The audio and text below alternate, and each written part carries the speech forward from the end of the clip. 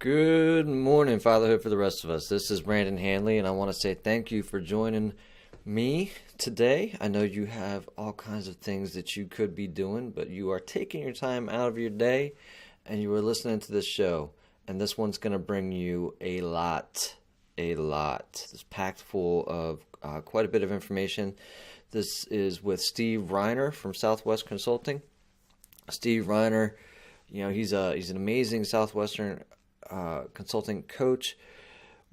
One of the great things in this podcast is how he talks about his transition from who he was as a negative, I'll just say negative Nelly, into a person who is drawn to inspire and bring out the best in others. And also how you can be that type of person that's doing that for so many people, but still not be 100% living and being 100% congruent, and then realizing that within yourself or having it brought to your attention and making the intentional changes to be congruent with, to be 100% that person that you want to be. And it's in that while Steve shares awesome information on how he became to be a coach, what coaching means to him, and then we talk a little bit about fatherhood and where he finds himself in that, how he is the father that he is. And then he also brings in affirmations, and I'll tell you what, Steve's got a couple of super powerful affirmations in this interview, and I'm thrilled to be able to share those with you. Other than that, guys, if you haven't gotten over to Fatherhood for the Rest of Us right now, this is just for the remainder month of July and into August 15th, 2017. I've got a special giveaway. I've got a couple Android watches that I'm giving away, and you can win those by going to fatherhoodfortherestofus.com. Sign up for the mailer, in which I'll be sending out a weekly fatherhood tip. I'm not going to be spamming you, and you have the opportunity to win a watch that way. That's an Android watch that can work with your Android phone or on its own with an inserted SIM on a network that supports it. The other way that you can win this is by going and leaving a 5-star review on iTunes, only if you mean it, 5-star review, or and a rating and a review on iTunes, and then sending me a screenshot on Brandon at fatherhoodfortherestofus.com, and I'll do random drawings from both, and you'll be able to win a watch, and we'll talk about that. Other than that, guys, always willing to hear from you. Reach out to me, Brandon at fatherhoodfortherestofus.com, if you are looking for a group that you can go to be yourself, to support others, be supported by, to be challenged, to offer challenges, to talk about fatherhood and any other things that are kind of ailing you or not ailing you. Just you want somebody to celebrate with, we'll celebrate with you at Fatherhood for the Rest of Us. The Facebook group is a private group. Love for you to join. Love to have you in there. And every day in there, I'm in there, and I do a Facebook Live, and we just have a conversation, and we keep it going, and we're helping to support each other, and always keep in mind that this is really just a place that if you haven't found anywhere else for yourself, if you are still just kind of struggling and you're looking as a father, if you're looking for somebody to talk to, if you're looking for different places, and you don't always feel like you've been able to find a place, then this is a place that I would like to offer to you where you can just kind of totally be free, and a number of other things, guys. Other than that, I'm gonna go ahead and let this one take off. You're gonna love this one with Steve, and I want you to reach out to Steve if you haven't already, or just say thanks for being on. And I'll put those details on how you can reach out to him in the notes. Other than that, guys, hey, enjoy this one. And I am on with Steve Reiner. Steve Reiner is and has been a peak performance executive, business, and life coach, and partner of the international training company Southwestern Consulting. Steve Reiner has invested over 27 years as a producing sales leader. He's recruited, trained, and managed over 400 salespeople who finished in the top 3% of the company. Steve's ability to equip clients to be fearless, achieving breakthrough success in business and life has been honed in over 4,000 one-on-one sales and leadership consulting calls. Having personally knocked on more than 18,000 doors and conducted more than 12,000 presentations, Steve's example has equipped thousands of people to multiply their earnings and their success in life. As author of Navigate 2.0, Selling the Way People Like to Buy, Steve's passion is to help people live a life of significance and positively impacting others. Steve, wow, right? You've got a lot going on, and it's pretty impressive. I'm impressed anyways. And, I always like to start off these, I think I might even pick this up through the coaching through with Southwestern, is let's start off with something positive, right, that's going on in your life, and let's celebrate something that's happening today for you. Sounds good. I'm just, really excited about my family. I've got 3 girls at home. I've got a 21-year-old, a 14-year-old, and an 11-year-old, and they're about ready to go to camp next week. Actually, my 14-year-old and my 11-year-old, they're going to a week-long camp through church, and it'll be the first time my 11-year-old has been away for that long. Oh. And so we're just really excited about that. And, we're just going to love on them this weekend and just let them know how much we appreciate them, and just see them off on Monday for a great week. And, that's what we're really excited about right now. That's awesome. That's awesome. So I want to let people know kind of what it is that you do. When I give the intro, it definitely sounds amazing, but let's give the listeners a little bit about what it means to be a peak performance executive and life coach. Just to give them a background on where you're coming from and what you've been into. Is this 27 years that you've been a coach, or have you been 27 years as a producing sales leader and you more recently become a coach? Or about 27 years just coaching in just all different types of capacities. Okay. Yeah. And so kind of what I enjoy doing is just having a chance to connect with an individual and really just discover what it is that they want in their life, personally and professionally. And then it's just a matter of just working together to help them to achieve that. And so everybody has different goals and just different needs in life and in business. And it's just really kind of working with them accordingly and helping them to achieve those goals. And so it's just an ongoing relationship. It's a lot of encouragement, a lot of accountability, and just holding people's feet to the fire to do the things that they know they need to do, but they're not necessarily doing, and help them to just execute and follow through, and help them to become the best version of themselves. Right. Best version of themselves. Now, when we say peak performance, right, it's like, I'm sure that speaks for itself, but what would you say separates somebody from a high caliber person to a peak performing person? Well, I think most of us are not operating at our full potential. I think a lot of people just are kind of going through motions, and it's kind of like they're on that treadmill just going round and around. And so to help someone become a peak performer, it's kind of like redlining, if you think about that as a race car, is to help that person to truly become the best version of themselves, where they can look in the mirror at the end of each day and say, you know what, I just gave it my all. I left it all on the field today. I just played full out. I crushed it, gave it my best. And when you can do that, that's when you become a peak performer, when you know that there's nothing more to give. And so for a lot of people, it's just really helping people to break personal belief barriers and to do things they never thought were possible. And so really helping them to expand their belief and to just change the way they think, and just kind of, it broadens the scope of everything for what's possible. I got it. I got it. Now what led you into this space? Where so give us, I mean, the transition from who you were before into this peak performance coach. Yeah, I mean, the only reason why I can coach people to accomplish anything is because I used to be such a miserable failure in life.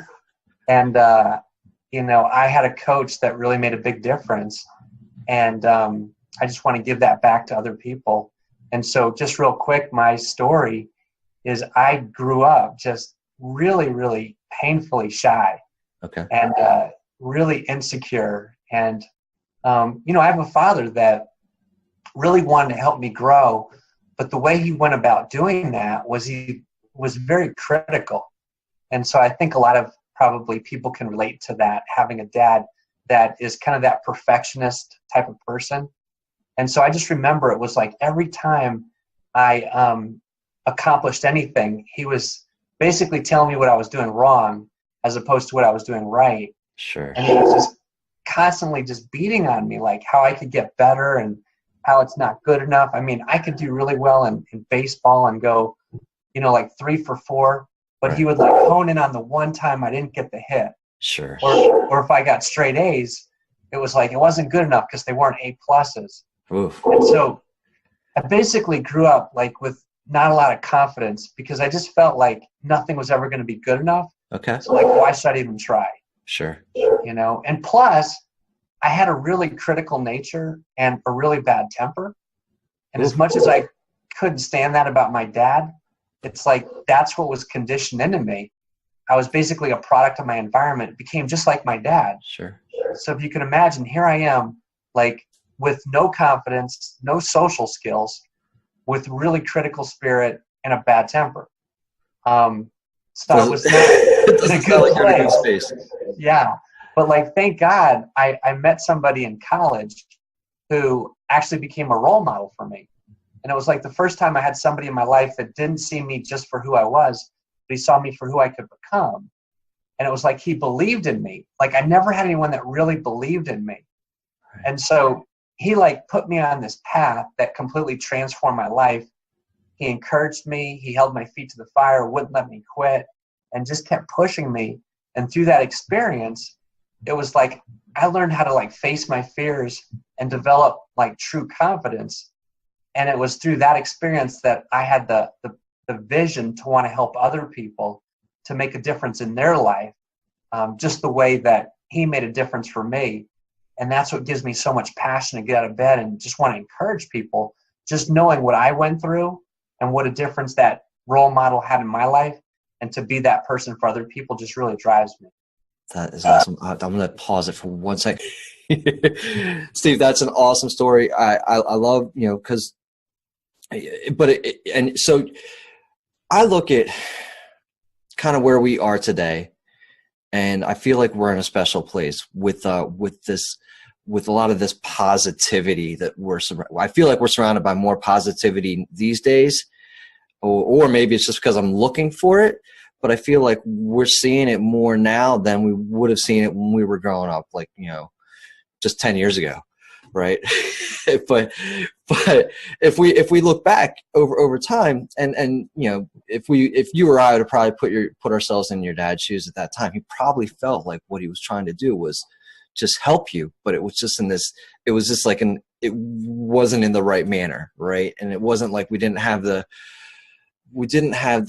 tools that we've got now, as readily available for like, all this neuroscience, the internet, like, am I saying the right thing to my child type of thing? So I feel like, our parents' tools may have been a little bit limited, right? The resources that they had. Now, would you agree or disagree with that? Yeah, I agree that, it's like my dad didn't have like an instruction book on how to raise a child. And, I know he did the best he could, right, but he was going off of the way that he was raised. And, I understand from my mom that he had a tough time with his parents. Okay. So it's like all that he knew. Right. And you're right. It's not like you can just push a button and you can, learn about the 10 ways to help a kid raise their self-esteem. Right.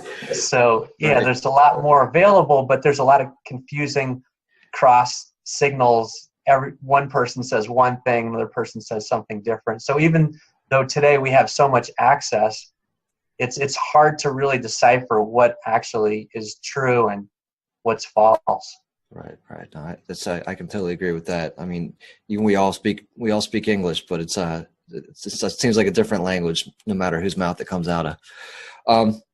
So it's cool, man. But you find somebody, your friend. Are you still in touch with this guy that in college kind of helped you get through and helped you make this massive transformation? What was his background too? That says, hey, I'm gonna Steve, you need some help. Let's make it happen. Yeah. Well, the crazy thing is, he was a sales manager for our parent company, Southwestern Advantage. And what they did was they recruited and trained college students to sell educational books door to door, 80 hours a week, straight commission. Right. And so he was my sales manager. And you probably wouldn't think that I would want to go into sales, as I describe myself, just being this really shy person. But I knew I needed something to get out of my shell and develop some confidence. And so when I met Joel, he was somebody that said, you could be successful in sales, and, you can learn how to communicate and come out of your shell. And you just have to, believe in yourself. And so he was actually my first sales manager. That's how I got started in sales, actually selling books door to door for 8 summers. Right. And so we actually still keep in touch. In fact, I work with his wife, and she's a coach with Southwestern Consulting as well. Okay. Awesome. Yeah. That is awesome. And so let's talk a little bit more about Southwestern Consulting, right? You guys have been, the company Southwestern has been around for since 1855, right? Around that mark. So Southwestern Advantage, the book company, has been around since 1855. That's right. Right. And the group that is now Southwest Consulting, if I understand, started off in the same boat, right? It's a bunch of Rory, I think Dustin, and one of the other guys, right? The three of them kind of started up, and they went through the same process, right? They went door to door. They're selling books, and this is kind of where they cut their teeth, and then they decided, there was a lot of I think what they figured on and hit on, there's a couple pieces that they hit on, and that's one of the pieces that's big for your consulting company is to navigate, right? Navigate is a Southwestern Consulting product and a way to do it. But the other thing that shows up a lot in Southwestern Consulting is the servant selling aspect.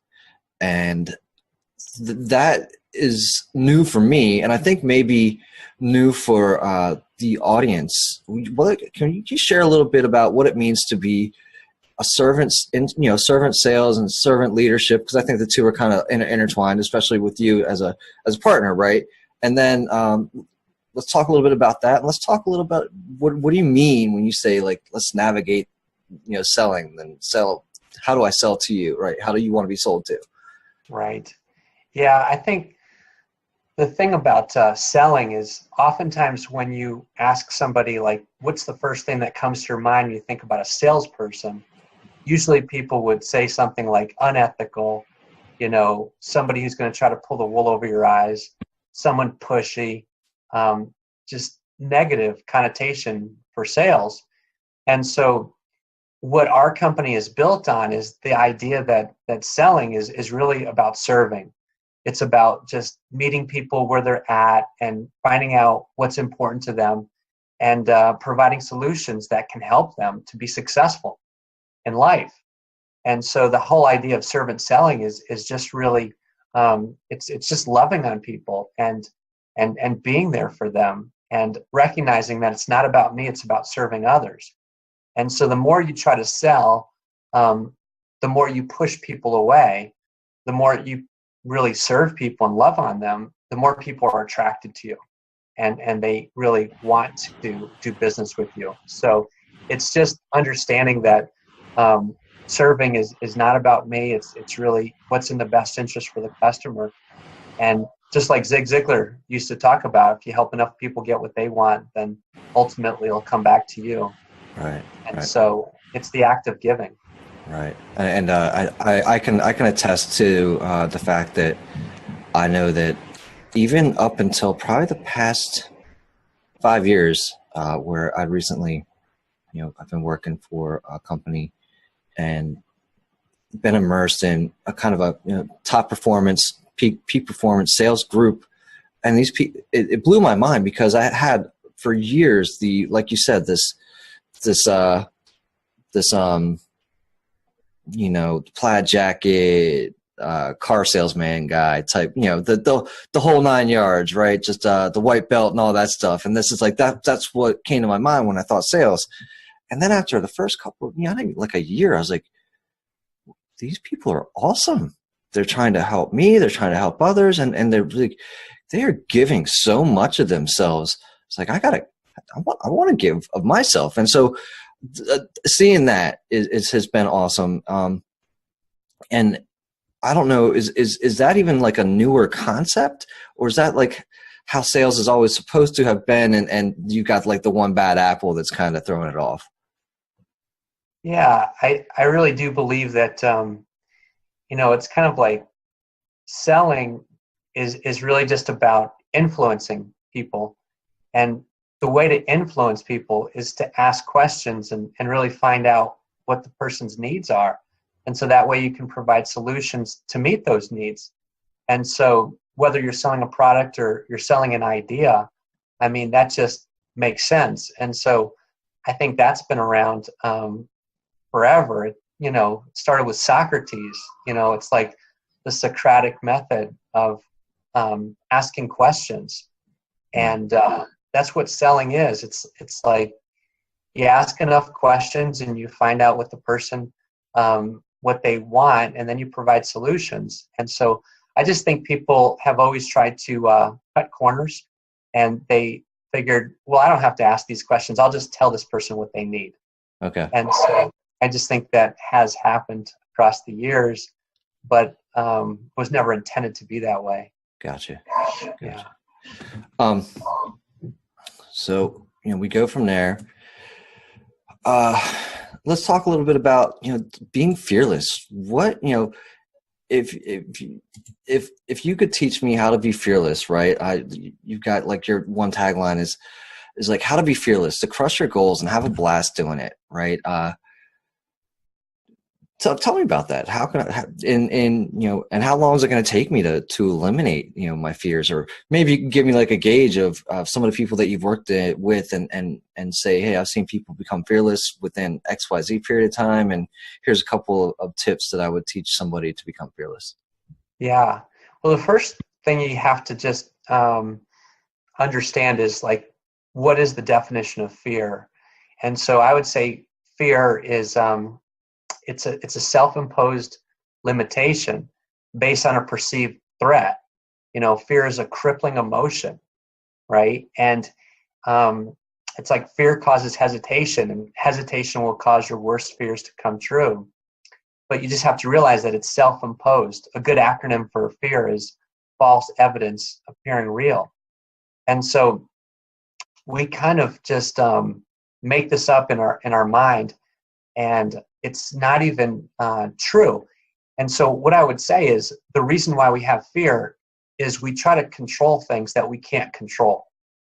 And so how are you not going to have fear when you're trying to control things that you can't control? Like, let's just say, for example, for a salesperson, oftentimes they're focused on the wrong thing. Like they're focused on the results, which that would make sense, right? You probably wouldn't think that was odd. But what happens is Quota, Steve. What are they going to do? They got a number to make. That's right. It's like, have you ever woken up in the morning with this like pit in your stomach, this nauseous, sick feeling, going, how am I going to make my numbers this month? Sure. How am I going to like make enough money to like pay my mortgage? Ah. How am I going to hit my quota? How am I going to, sell X number of widgets? And so we're so focused on this result. And the reason why we have fear is because no matter how strong we think we are and how, talented and skilled we think we are, we cannot control the results. And so we're gonna live in fear. I know I used to base my identity and my sense of self-worth on my results. And so when I got my results, that was okay. But when I didn't get the results, I was really low. I don't know if you can relate to that. Oh, yeah, I think most people can. Sure. And so what happens is the reason why they have so much fear is they're trying to control something they can't control. And so what I would do in our coaching program is I'd help them to first recognize that you can't control the results, but what can you control? Well, the thing that you can control is you can control your attitude and you can control your effort, right? Yeah. Those are two things you can always control, attitude and effort. And so if you focus on the things that you can control, that's what gives you confidence. Because you're like, well, I don't know how my results are going to be, but I certainly know that I can have a great attitude and a great effort. Right. And so then all of a sudden you become fearless because you wake up and you say, you know what? Success isn't about, my results. It's about, did I put in enough effort and did I put in the right attitude? And since that's something I believe I can do, now I'm fearless. Okay. And what we help people understand is we've been around since 1855 in terms of, coaching salespeople on principles that work. And so it's the law of averages, and what I say to myself is I always get paid for how hard I work and how well I serve people. Sometimes now, often later, but always eventually. Sure. And you have to have the confidence that if you have the right attitude, you have the right effort, and you focus on serving, that eventually you'll get the results. Right. Sometimes now, often later, but always eventually. I've never met a salesperson that had a great attitude and had a great effort that didn't eventually get some really great results. Okay. And so the way to be fearless is to surrender trying to control things you can't control, focus on what you can control, and that's what makes you fearless. Does that make sense? Absolutely. Absolutely. Tell me something that, maybe a year or two ago that even though you're waking up and you're doing these efforts, tell me when was the last time you actually felt fear, right? And because it's still got to come up, right? I know that we can be as fearless as we want to be and believe that we are, but something always, it's in our makeup, right? So do you remember the last time you felt fear and you saw it and you're like, wow, where have you been? Go away. And, just a scenario. Well, that happens actually a lot. And I just have to recognize that it's a lie. Yeah. And I have to reframe my thought process, because what happens is your thoughts create your feelings, and your feelings create your actions create your results, right? And so a lot of times we say we can't control how we feel because our feelings are dictated by our circumstances. And if our circumstances are really crappy, then we're going to feel really crappy. In other words, if I just lost a big sale, then I'm going to feel really anxious and I might have fear about how am I going to make ends meet? How am I going to hit my goals? Look at my circumstances. But what we have to realize is that life is never about our circumstances. It's always about the thoughts about those circumstances that make the difference. Okay. Because if you look at that formula, your thoughts trigger your feelings, which trigger your actions, which trigger your results. So it's not the circumstances, it's the thoughts that trigger the feelings. And so if we want to be fearless, then we have to recognize, okay, if I am having fear, I have to ask myself, what was I trying to control that I can't control? And I was trying to control the results, right? I didn't get the results I wanted. That's why I'm freaked out about the next opportunity. Right. So then I have to reframe that thought and say, well, what can I control? Well, I can certainly control the attitude and the effort. And so then I just have to recognize, okay, I was feeding myself a lie that success is about results, when the truth is success is about the effort. So instead of saying, I can't believe I lost that sale, What I should be saying is, what did I learn from that situation? Sure. And how can I use that to help me grow and to become better as opposed to bitter? And so then I changed my thoughts, and then I changed the way I feel, and I changed the way I act. I changed the results. So to answer your question, I do experience fear. And when that happens, I have to ask myself, what triggered that fear? And 9 times out of 10 is because I was trying to control something I can't control. I gotcha. Hey, that's Does that great. make sense? Absolutely. I love the changing the bitter to better. That was a good one. That was a good one. So the rest of it says like, and have a blast while you're doing it, right? So I'm pretty sure you went down to Cartagena with your team, right? That looked like it might have been a blast. Now, before we go any further, when I say Cartagena, and what's like one of the first things that comes to your mind prior to like going to that vacation? This is pop culture related. So what's the first thing that comes to my mind when I say Cartagena? I think about swimming in a volcano. Okay. I was in a volcano swimming in a mud bath. It was quite interesting. Yeah. That's awesome. Well, and I bring this up because I was working with Elise. She said Cartagena. The first thing that came to my mind was Romancing the Stone. Right. That's the first thing that came to my mind. And then I did some math. I'm like, Elise, she's younger than I am. And I was like, you know what, Elise, I think you might have missed that one. And she did, but it was great. And noticing kind of, noticing that too, is that even though she's a good deal younger than me, she was able to coach me through a lot of, she coached me just fine. And I found that to be kind of interesting to work with somebody, I wouldn't say significantly younger, but younger than me. And so like it was pretty cool to really not recognize that age gap, because a lot of what I think you guys are teaching is, it's multi-generational. This is real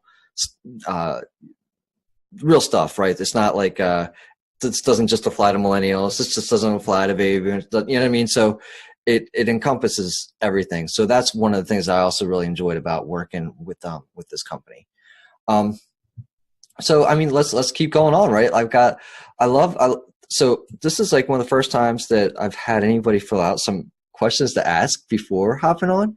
And so I love the fact that we can do that. Who knew? Like I found it like somebody else interviewing sent me these things. I said, well, wow, I could use these everywhere. This is great. So let's talk. We did the fear, right? And we did the, I think we talked about, how does one become fearless, right? That's what you were just saying. I like what you've got there. Why do people often live in a continual state of anxiety? I mean, does this kind of still tie into not having control outside of their immediate surroundings? Yeah, I just think when people live in a state of anxiety, it's because they don't have a purpose that's driving them. It's like they're on a treadmill, just going through the motions, trying to do everything they can to keep their head above water. And that's just tough. It just feels like a grind every day. And a lot of times when people hit the wall, they just get stuck there. Right. And so I think the reason why people go through the motions is because they don't have a purpose that gives their life meaning. They don't have like a mission for what they're trying to accomplish. They have no vision. Right. And so what we say is that your endurance is tied directly to the clarity of your vision. Okay. And so if you don't have a vision, you don't have a lot of endurance. It's kind of like if you can imagine being on like a treadmill and you're just on that treadmill trying to get a good workout.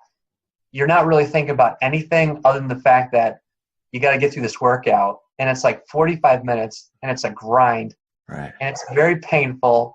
And that's the way a lot of people are in life. They're like, I got to go to work. I got to make money. And it sucks. It's hard.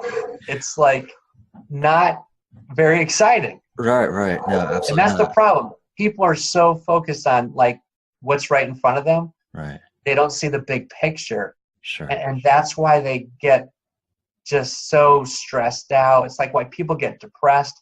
They don't see how tomorrow is going to be any different from today. Right. They don't have a vision. Right. Yeah.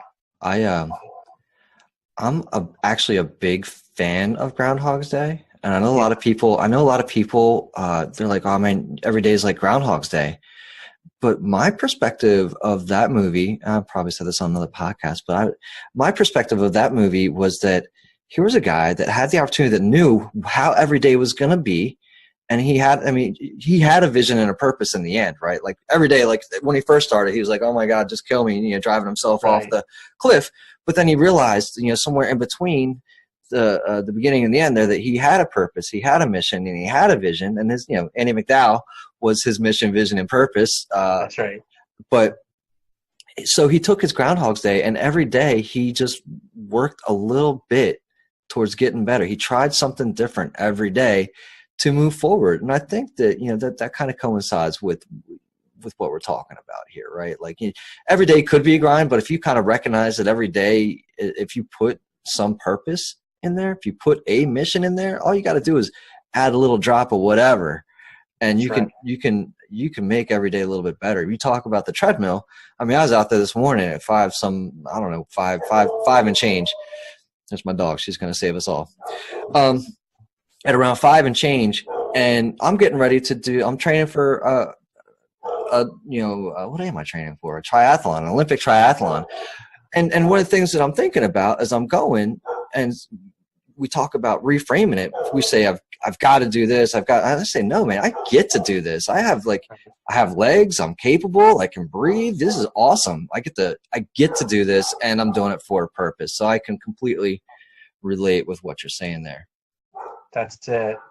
Yeah, it's like if you're on the treadmill and you did what you just talked about, now if you're on the treadmill and you've got a vision of being in this like marathon or this triathlon or this Ironman or climbing a 14er, and you visualize how you want to perform and the endurance that you want to have and the celebration that you want to be a part of, now all of a sudden you've got this like awesome vision, and now it doesn't feel like a grind. Now it's like you've got energy.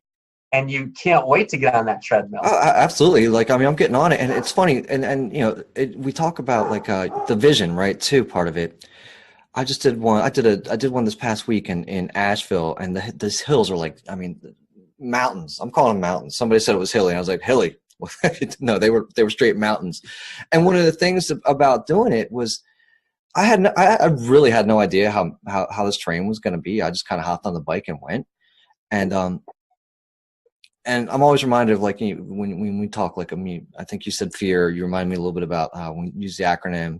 I'm sure it's been used in more places than Tony Robbins, but that's kind of one of the places that sparks in my memory. And he's always talking about, what if you couldn't fail, right? What if you knew that you couldn't fail? What would you do? Well, I knew that I couldn't fail riding these 17 miles on a bike, and I just went. That was the whole thought process. It wasn't really much more than that. So, how would you tell people to apply that type of concept on a broader scale? Tell me how would I apply that to a broader scale, right? Yeah, I mean, like, you've got to take the time and create a vision for what you want in life. You've got to ask yourself, what kind of person do I want to be? If I was at my own funeral, it's like, what would I want people saying about me? What are the characteristics that you want to embrace to become the person that you want to be? And so you create a vision for what that would look like. And then you ask yourself, what are the kind of things that you want to have in your life, personally and professionally? And you create a vision for that. And then you ask yourself, what are some things that you want to do personally and professionally? And so what you do is you map out this vision, this vision of what your life would look like if you were just like crushing it, living the dream, had no fear, doing the things that you really want to do. I'm swimming across the hand. That's right. So you're the person that you want to be. You're doing the things that you're having the things that you want to have and doing the things that you want to do.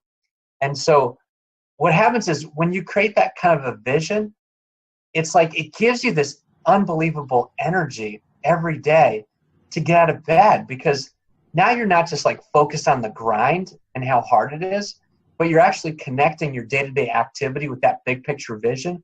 And now it's like you've got this unbelievable energy because you see how it connects. You see how your activities connect to the vision. So you've got this like endurance that you would have never had if you didn't have that vision. And the thing is, you want to know your vision so well that literally you can wake up in the morning and step right into it. That's great. Yeah. You know, and it just gives you so much energy. But when you lose sight of that vision, then it's like you're back on that treadmill again, going, oh, here we go, another day, another dollar. Now, what about like so?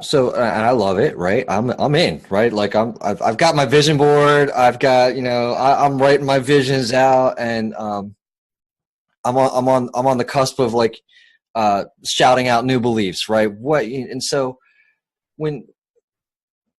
you tell that person, or how often do you find somebody's like, Steve, I can't do it. I don't believe enough in myself. Do you have those calls, or like, Steve, I'm doing this, and they've got these limiting beliefs. How do you help that person or those people to get past that? Like, I mean, is that just kind of a one-on-one dependent on the person, or do you find that there's one situation that occurs more often than not? Yeah. So what I talk about is a lot of people have these things called wounds in their life, and people are victims. Like they're victims of their past circumstances.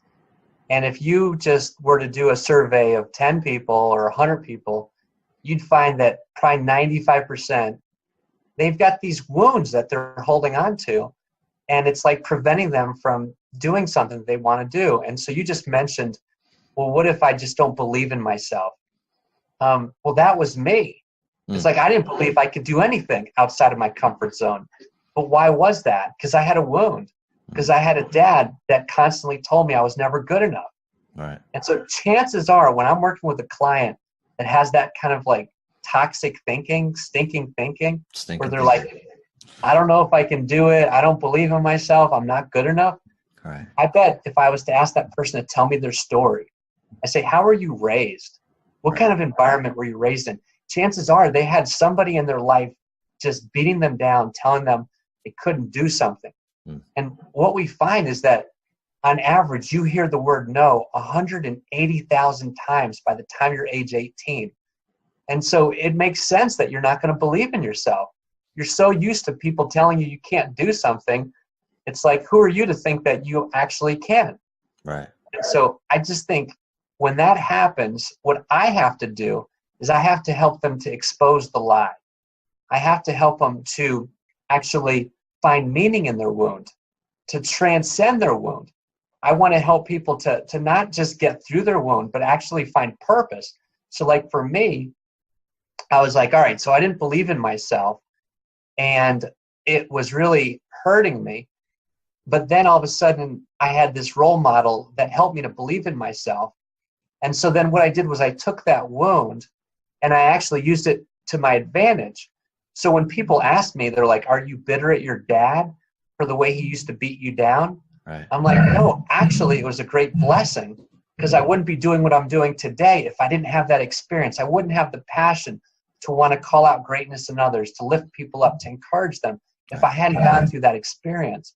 So when you're talking about a client that doesn't believe in themselves, I'm like, all right, what was it that caused you to get to this place where you don't believe in yourself, brother?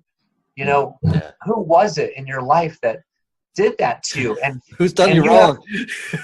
and I say, Brandon, and you've got a choice right now. You got a decision to make. Right. Either you're going to be a victim of that wound, and you're going to allow that circumstance to be the excuse for why you can't do something, or you're going to be a victor and you're going to transcend that wound, and you're actually going to come out stronger. Right. You have to make a decision. It's a decision. Do you want to continue to believe that you're not good enough? Or do you want to make a decision right now that you are good enough and you can do anything that you put your mind to? Yeah, no, that's good. That's great. That's great. Now, how about your daughters, right? You've got 21, 14, 11, right? Have they all been exposed to this treatment? Yeah. Actually, my door's open. The kids just came home, so I'm going to close my door. Go ahead. That's hard. Hang on. Screw anything up. We're on. Okay. So I screwed everything up for my 21-year-old. So I learned, though. I didn't get bitter. I got better. And so for my 14-year-old and my 11-year-old, I feel like I'm a lot better. You almost feel bad for the first one, right? Right. Because it's like the test dummy. You're like, all right, well, I'm going to try all this stuff, and sorry if I go wrong a little bit. Everybody behind you is going to get the benefit of everything that you've gone through. That's right. You got it. I learned a lot through my mistakes, no question. But something that I teach my kids is there's no such thing as failure. You either win or you learn. Okay. There's no failing. Sure. You either win or you learn. Now, so I mean, look, so you've had the opportunity, I would say, from college on to have this. I think it's a coaching, not necessarily even just a coaching mentality, right? This way of thinking, and I think has been newer with Carol Dweck's book, right? With the growth mindset, at least been more pronounced and more available. Are you familiar with the book, the growth mindset? When I'm talking about that, I've heard it. I haven't read it. Okay, so I mean, she basically says, you can. It's similar to what you're saying. It's like, all right, you can think about these things, and you can say, I've always been this way. I'm going to be this way forever, or you can say, I've been this way in the past, and here's how I'd like to be in the future. Right? You can grow. You don't have to be. We talk about you got Zig Ziglar, you got Jim Rohn, even Rory, right? Like, you don't have to be who you were yesterday, today at all. That's right. And that's a choice. You can just sit there and say, I'm making that a choice. Who I was yesterday, the miserable, mopey guy. Like, I mean, right. Well, I don't know. Tomorrow he's out. This other shiny, happy guy's in, and that's it. So I think that's what. I'm not saying your group or coaching is all shiny, happy moments, but so I think that's what I see from Southwestern Consulting. Absolutely. Yeah. And Definitely. So I think that your daughters are getting that. And you said your wife's a coach too? No, she's not a coach. I've made the mistake of trying to coach her. And that doesn't work. I don't suggest that. No. Who was it? I heard somebody say that, anytime you try to, give unrequested coaching, it's going to be received as criticism. And that's just a bad idea. I've got something, though, I'd like to share. Absolutely. That has really saved my marriage. Yeah. I used to feel like being a coach, I'm going to help my wife grow and become the best version of herself. Right. And so early on in our marriage, I thought I was going to coach her up. And she didn't like that. And what would happen is she would have like this problem that she would bring to me, and I would tell her exactly how to solve it. And she would just get really, really frustrated. And she would say, I have no idea, what I'm talking about, and I don't understand, and just, I'm not interested in your advice. And so what I learned to do, and I can't remember who coached me on this, but I learned to take a different approach. When my wife tells me that she has a challenge with something, I've learned to say, do you want my opinion on this, or did you just want me to listen? And 9 times out of 10, she'll say, I just want you to listen. And so I'll just listen and I'll listen. But the good news is, if I do a good job listening, then she usually comes back around and she says, okay, so now what do you think? Yeah. And then it's like I have permission to like do some coaching. That's a helpful tip, man. That is a helpful tip. I think that I know that I struggle. That's something I struggle with. I mean, somebody comes to me and has a problem or an issue. First, well, let's fix it. That's right. I don't need to know anymore. I know one thing. I know it's broken, and I know that we fix things that are broken. I don't know any other way to do things. How else do you live? I think that's just a man's creed, right? Like, if you fix it. We just run around fixing things. We break a lot of stuff, but we try to fix it after we're done. We're done. So I mean, let's just talk about fatherhood. It sounds to me like it's pretty important to you. I mean, it's definitely important to you, but is it because you feel it's like you had a little bit of a rough father, or is it the experience that you had, or just none of that, and you're just like, man, I love being a dad? Yeah. Well, I really do. And, sometimes I feel bad because it sounds like I'm picking on my dad. Mm-hmm. But I'm telling you, it's like I am so blessed to have the father I had, right? Because it really has instilled this level of passion to want to lift people up where I felt like I was being torn down growing up. Yeah. So in kind of a sick, twisted way, I'm really glad how much he beat me down, because it makes me so intentional to not do that to my children. Yeah, right. And it's elevated my game. I'm so hypersensitive, making sure that nothing comes out of my mouth that's not positive and uplifting, that's going to build them. But I wouldn't have that passion if I had a dad that maybe was real positive with me. I don't know. I wouldn't have that passion if I didn't experience the negative side of things. No, that makes, I mean, that makes perfect sense. And let's talk about, like, I mean, your role. Like, I mean, you're a busy guy, and how do you balance some of this, and how do you view it? You do travel. Do you travel quite a bit, or is that just? I think I would imagine that you do, being a partner, right? That you're on the road a little bit. And how do you balance it, or how do you what are the conversations that you have around that?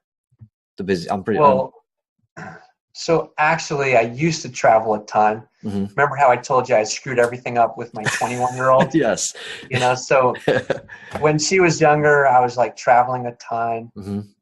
And, I was a lot like my dad with parenting her initially, being more critical and being more of a fault finder, not as much a good finder. So I really kind of, figured out a lot of things I was doing wrong, and I had to catch myself and call an audible. Just to pause you right there. I mean, for me, that's difficult, right? I'm trying to find things that are good, right? Like, I want to find good things, and it's how would you say you realized that you caught yourself, right, doing that, and you're like, wow, I'm being just like, being exactly how I don't want to be. How did you try and make that transition into being a good finder? Well, I think what happened was my daughter just got really depressed. And my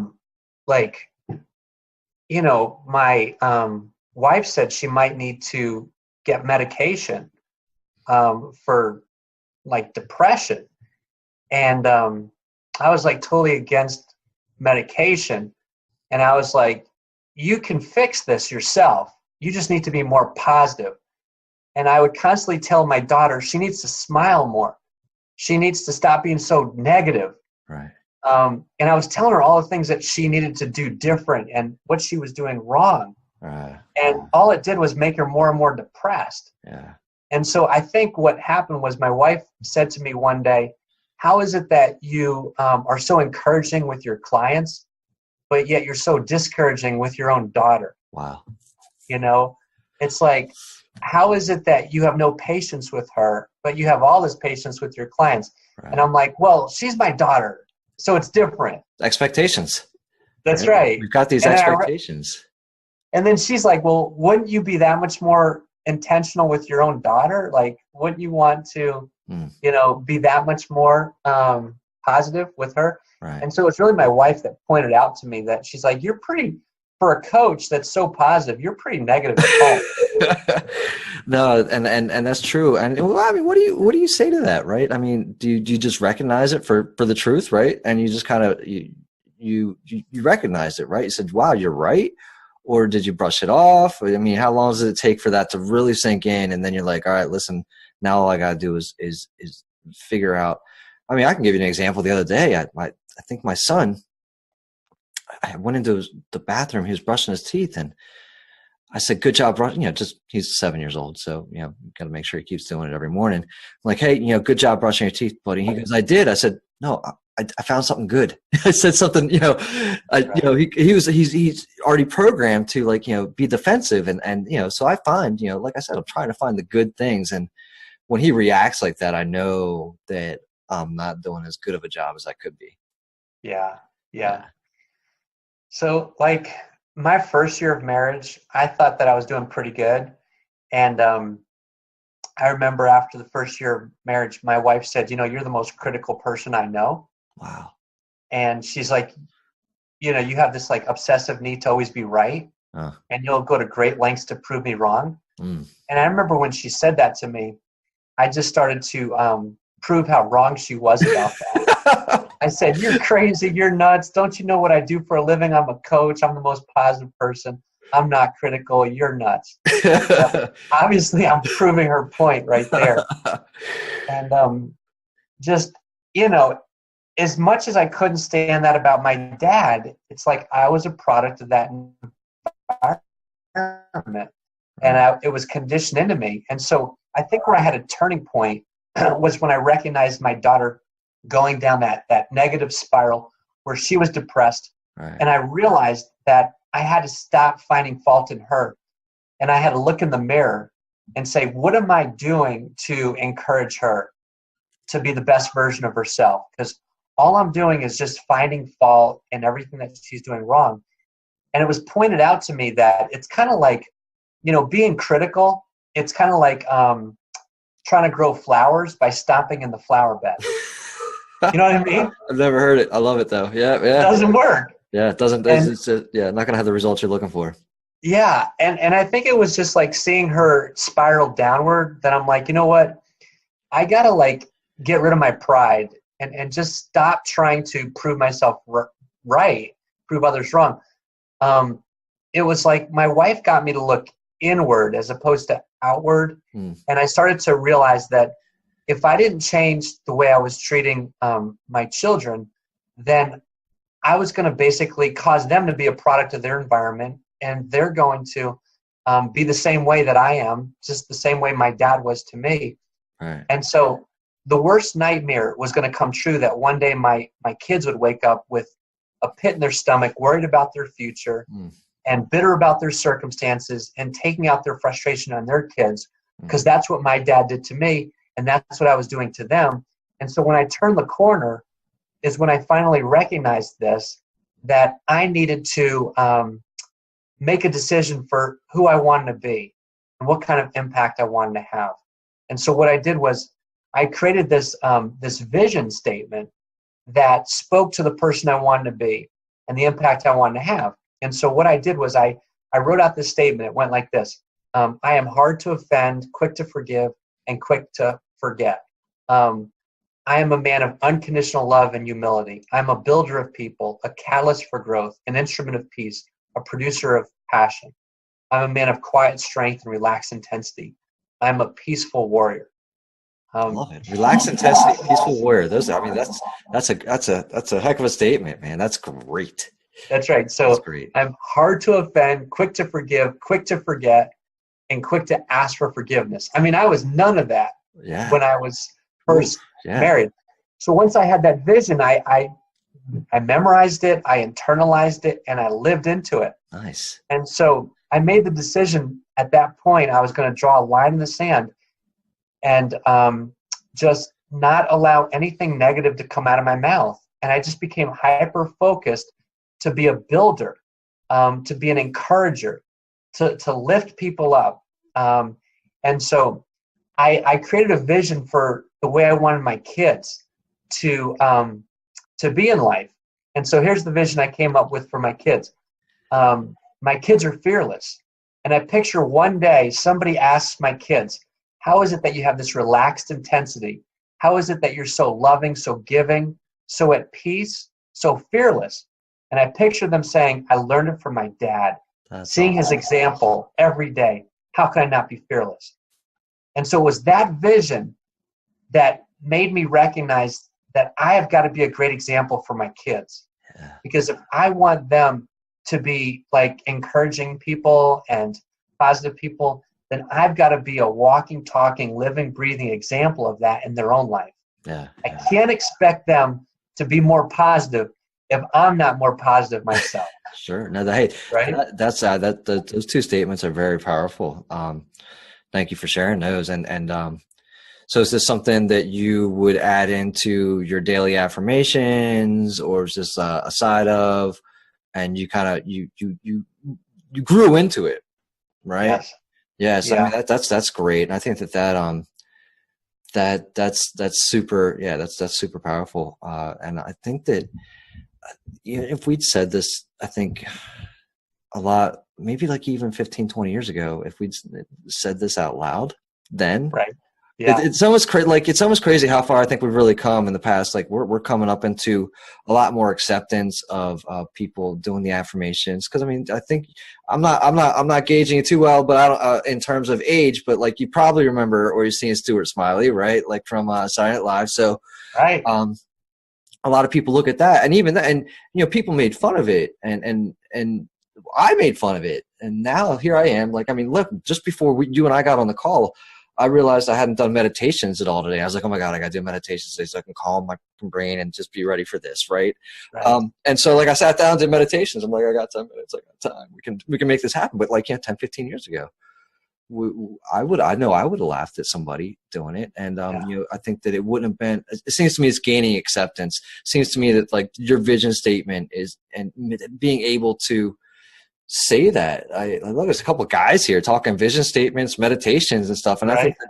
I think it's amazing. I think it's incredible. And and the impact that those have, I mean, I look, I know for myself, I'm going to be writing what you said down, like on the back of my hand or something every day. And I'll be like, here's, I am, all these things.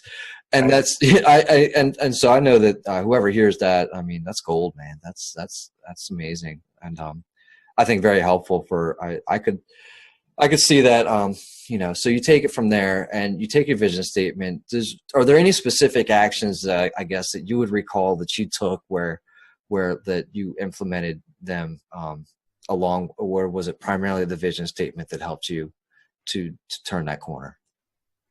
Well, I think it was thinking long-term about, just really what kind of like family do I want to have? And I just thought, like, I had this like broken family where like my mom and dad slept in separate bedrooms. They were constantly at each other's throats. There's a lot of screaming. And my sister and I always felt like we were walking on eggshells. And we just never knew when my dad was going to explode. And so we couldn't wait to like just get out of the house. Right. And so I realized that if I didn't change the way that I was headed, that I was going to end up creating the same kind of family dynamics with my family.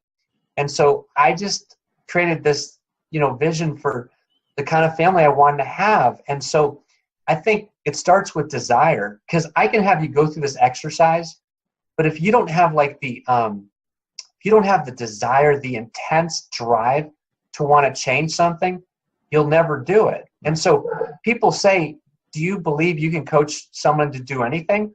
I'm like, well, yeah, if they have enough desire. Right. And there's two things about desire. At least it was true for me.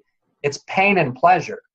It's like the pain was, if I didn't change who I was as a dad, as a person, then my kids were going to end up just like I was, and my sister, in a really negative place. Right.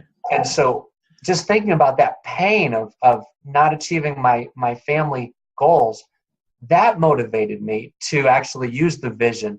And then the pleasure for what I wanted. And so I also created this vision for the kind of family I wanted. And so my vision was that, you know, we have a very close-knit, loving family where my relationship with my wife gets stronger every day as I continue to focus on loving on her. Right. And so I think you've got to have the pain and the pleasure together to motivate yourself to actually put this vision thing to actual use and effectiveness. Right. So, yeah. Yeah. So this is, I mean, I love it all. Right. And I totally agree. You know, you've got to want that for yourself. Yeah. And you can't just, it's not something that you just want for a day. Now, if we talk about like, you know, we talk long-term and we say somebody comes to you and they're willing, right? And I think that it's very difficult for them to see the long-term if it's something that they've never done.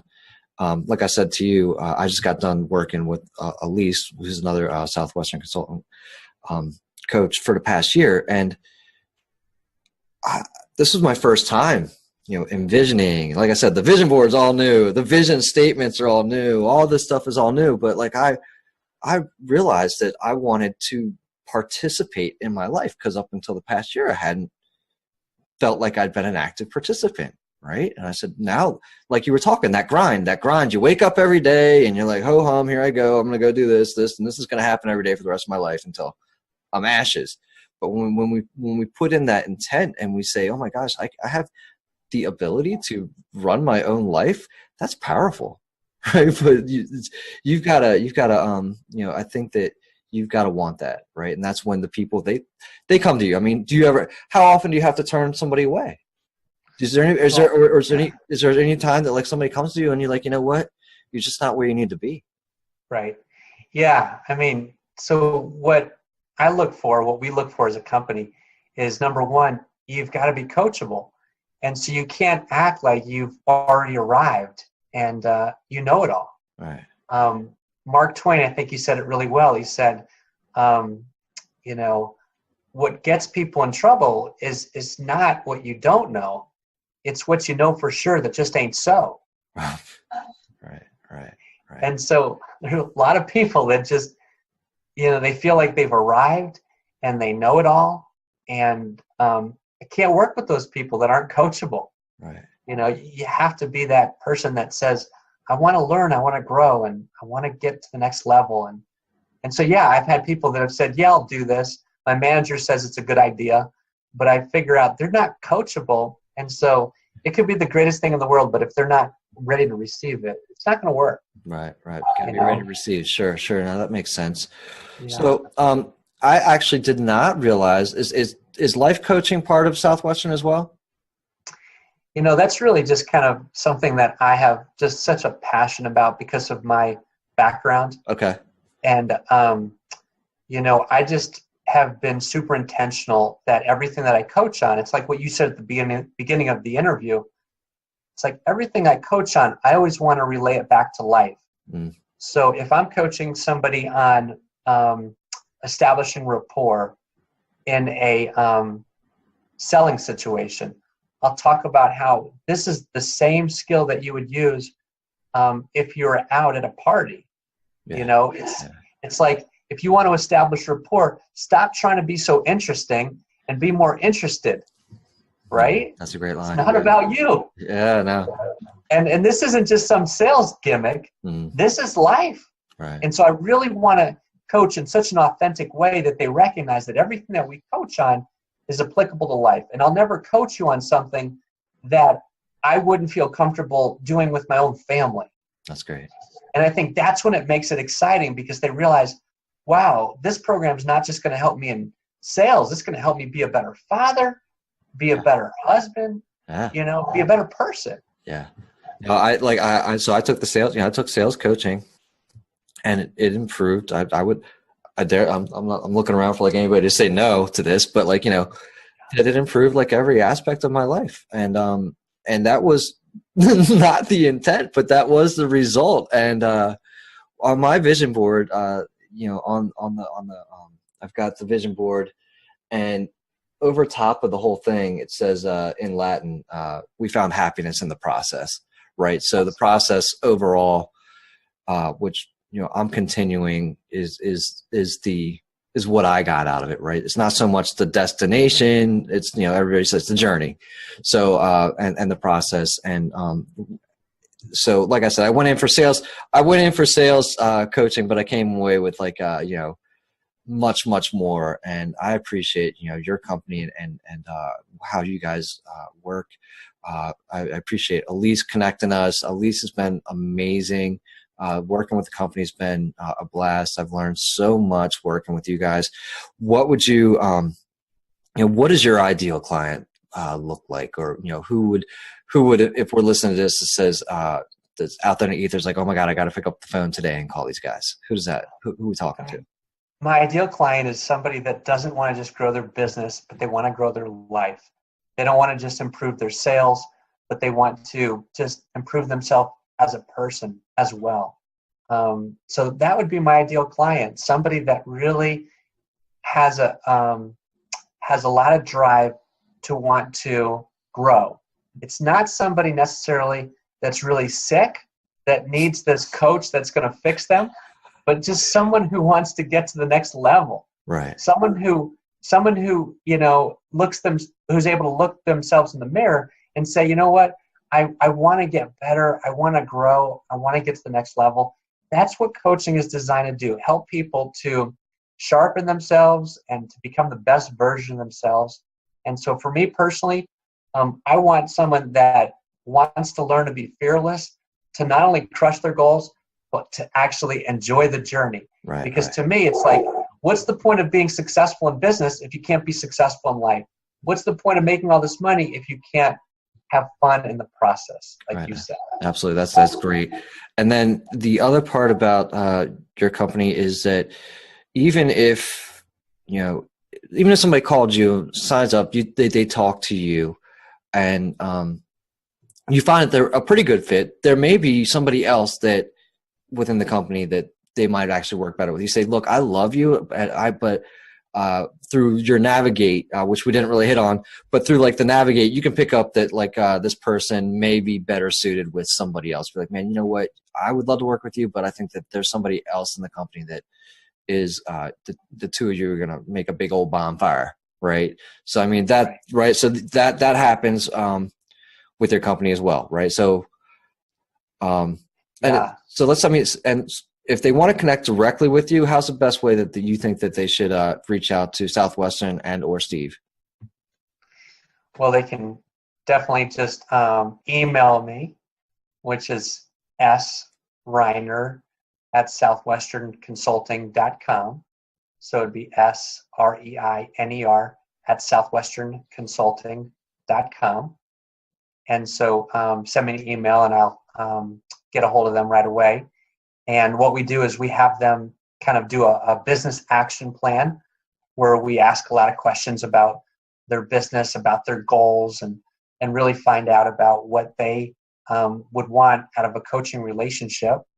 And then from there, we have them take that personality profile called Navigate. And then through their goals and through kind of their personality, we would pair them up with a coach that could really hit a home run for them. Right. So it might be me, it might be Elise, or it could be another one of our coaches. But we have over 100 coaches. Okay. And that's, I think, what makes our company special is that it's not a one-size-fits-all. There are specific people that would be better suited to work with specific coaches. Right. Right. Yeah. I love that option. As a matter of fact, when I did work, I met Elise in person. And she said, you know what, you and I can work together, or if you would like me to and she said, I'd love to work with you, but if you personally feel like it's not a good fit, let me know and we can find somebody else who's. And so I thought that was, I really enjoyed the whole process. So, and I recommend that anybody reach out, like I said, because it's not just a process of improving your bottom number, your quota, any of that stuff. I feel like it had a serious impact on my overall life. So I'm glad that I took that plunge. And to be honest, I feel like I underpaid. I'm not telling you guys to raise your rates, but I feel like I underpaid. So, awesome. If you want to talk value and all that stuff, I mean, I feel like I got more bang for my dollar than, and I'm just going to plug your book real quick too, because I read the first one, which was just Navigate, Selling the Way People Like to Buy. You weren't involved with that. Were you involved with that one? I actually was. I just didn't have my name on it. But all right. So I read the first one. You were a part of that. But so now we've got Navigate 2.0, Selling the Way People Like to Buy, that is available on Amazon. Is that where you send most people to go pick it up? And now just a 5-minute blurb about what's a little bit different or than the first one on that one. Well, it's just to kind of get the concept first. Oftentimes as salespeople and as leaders, we tend to sell the way we prefer to buy. And that works fine if you're selling to somebody that has the same style as you. But if you're selling to somebody that has a different behavior style, you're not going to connect. And so what we do in Navigate 2.0, we did this in the first one as well, but we talk about the 4 different behavior styles, and we have to understand what their driving motives are and what their personality is like, and how they prefer to communicate. And so then we work with you on how to identify those styles quickly. And once you understand who you're working with, now you can really adapt your style to meet their needs. And essentially, you can learn to sell the way people like to buy. And so what we did in the second one, different from the first one, is we put together a lot more case studies because you know what happens a lot of times. You read a book and it was great, and then it goes on the shelf and you never even apply it. Right. And oftentimes you think you learned something, but until you actually kind of experience it through different case studies, and what we did was we put together a lot of role plays and a lot of examples, a lot of application. So it just kind of brings it to life. So we want to make sure that people don't just get the concepts, but they can actually see how it applies in different types of selling scenarios. I got you. That role playing. That sounds like it's definitely a newer. That wasn't part of the first one, right? Not as much. Okay. Awesome. Yeah. Awesome. I love it, Steve. I want to say thanks again for taking the time out, hopping on here, talking a little bit about Southwestern, and then also just talking about giving us your backstory. And I think you gave us some really, just a vision. I would, even just for the vision statement that you gave on, kind of when you turn the corner, that alone, the whole thing is worth it. So thanks again for hopping on here. I appreciate it. Thank you so much, Brandon. It was awesome.